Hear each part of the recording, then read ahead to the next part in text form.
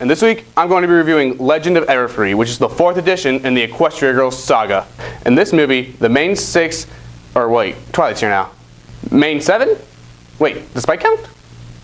Our main cast goes to Camp Everfree on a school-funded field trip, where here they hope to get away from the magical hijinks that they've experienced in the past 3 movies.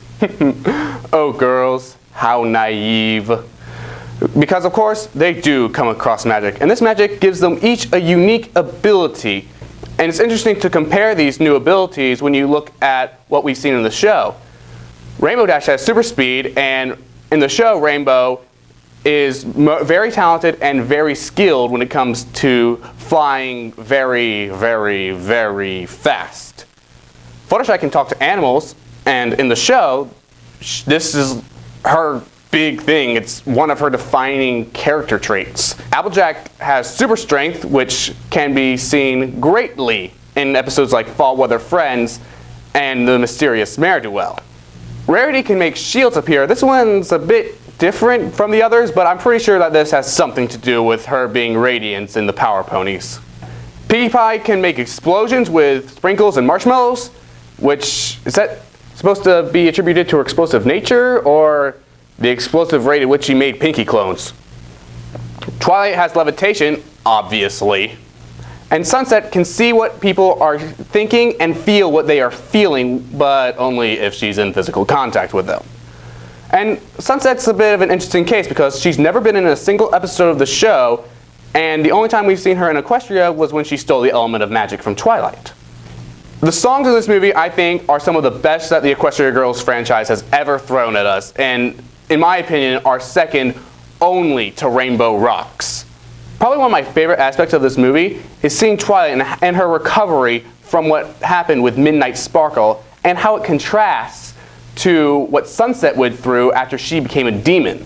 Because Twilight is more focused on, I think that this demon is still inside me. I have to overcome that. I have to keep this demon down. And we never really saw that in Sunset other than a little snippet of it in My Past Is Not Today. Whereas Sunset was more, I now have to have people accept me for something other than a monster because that's not who I am anymore. Where Twilight never needed that because people already knew Twilight as not a monster before the Midnight Sparkle instance happened, and people only knew Sunset as the queen of the school bully before she turned into a demon. And speaking of character, Flash Sentry got a lot more character than I originally thought we would get in this movie, seeing as he got very, very little in Rainbow Rocks and none in Friendship Games. I think this might be the most we've seen of him since the first Equestria Girls, and I just have to say I am really enjoying this character and think that it's great that they touched upon the fact that the girl he likes lives in another world, is not going to be visiting this world often, and the girl that looks exactly like her in this world is not that girl.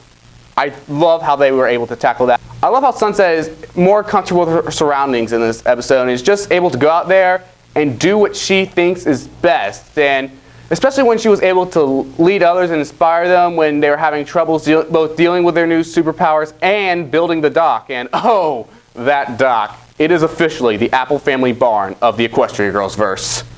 And of course, there is the always present in Equestria Girls movies, buy our toys moment when in the climax of the movie, but that is very expected. And while yes, the buy our toys thing was a little distracting, it was inevitable, but there were other things that could have been avoided that I didn't quite like so much. Like how I said that the songs were only second to Rainbow Rocks, but it's just the first 4 that I think are outstanding. The last 2 songs, I just don't think that they met up to the first 4 in any way. They were just okay. And another thing is we have another demon friend as the antagonist.